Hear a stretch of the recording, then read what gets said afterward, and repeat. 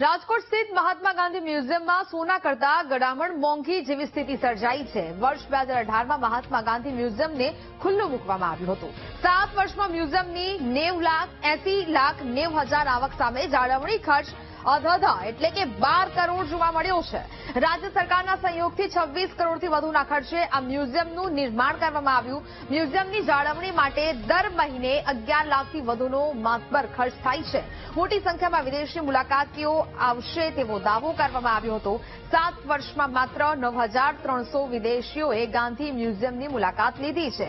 વિદેશી મુલાકાતીઓને આકર્ષવામાં મહાનગરપાલિકા તંત્ર સદંતર નિષ્ફળ ગયું છે।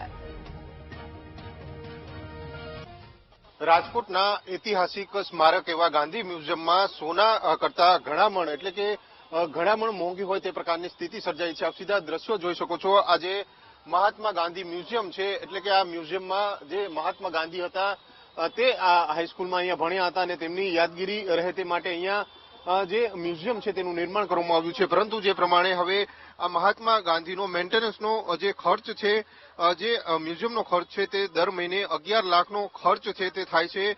જ્યારે વર્ષ 2018માં તેને ખુલ્લું મૂકવામાં આવ્યું હતું ને 7 વર્ષમાં ગાંધી આ મ્યુઝિયમમાં 80 લાખ છે તે આવક થઈ છે, જેની સામે મેન્ટેનન્સનો ખર્ચ છે તે 12 કરોડ રૂપિયા થયો છે। એટલે કે ક્યાંક ને ક્યાંક 26 કરોડના ખર્ચે આ ગાંધી મ્યુઝિયમ બનાવવામાં આવ્યું છે, પરંતુ તેની 7 વર્ષમાં જો આવક ગણવામાં આવે તો માત્ર જે 80 લાખ રૂપિયા જેટલી આવક થઈ છે, પરંતુ જેનો મેન્ટેનન્સનો ખર્ચ છે તે 12 કરોડની આસપાસ પહોંચ્યો છે। એટલે કે સોના કરતા ઘણામણ મોંઘી પડી હોય તે પ્રકારના જે દ્રશ્યો છે તે જોવા મળી રહ્યા છે। કારણ કે જે પ્રમાણેની ઘટના છે તે જોવા મળી રહી છે। અગાઉ જે આ પ્રકારે ગાંધી મ્યુઝિયમનું નિર્માણ કરવામાં આવ્યું હતું અને વડાપ્રધાન નરેન્દ્ર મોદીએ આ ગાંધી મ્યુઝિયમને ખુલ્લું મૂક્યું હતું, એટલે કે લોકાર્પણ કર્યું હતું। મહાત્મા ગાંધી છે, રાષ્ટ્રપિતા છે, તેઓ અહીંયા ભણ્યા હતા।